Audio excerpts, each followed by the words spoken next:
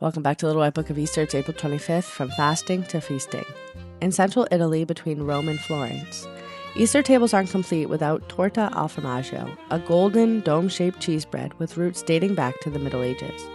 The recipe was first created by nuns in the convent of Santa Maria Maddalena in Ancona. They combined flour, milk, eggs, and sharp cheese called pecorino romano, often with a little Parmesan mixed in, to create a rich, savory loaf that quickly became a tradition.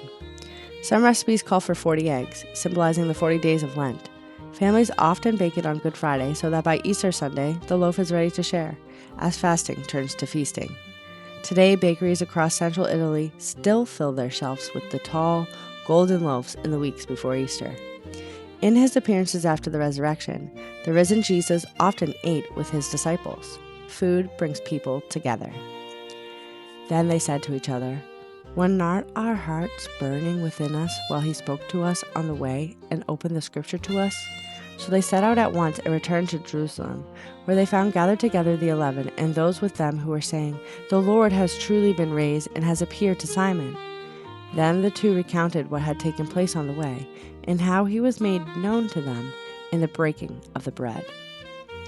Did you ever notice how many of the 7 appearances of Jesus after the resurrection involve food? 4 of them. Jesus ate with the disciples the night before he died and continued to do the same thing after he rose from the dead. That's because he wanted to teach the disciples that he was still present with them. A certain kind of connection happens when people share a meal together. The risen Christ came to his disciples not just so they could see that he was alive. He came to engage the disciples, to connect with them in a personal way.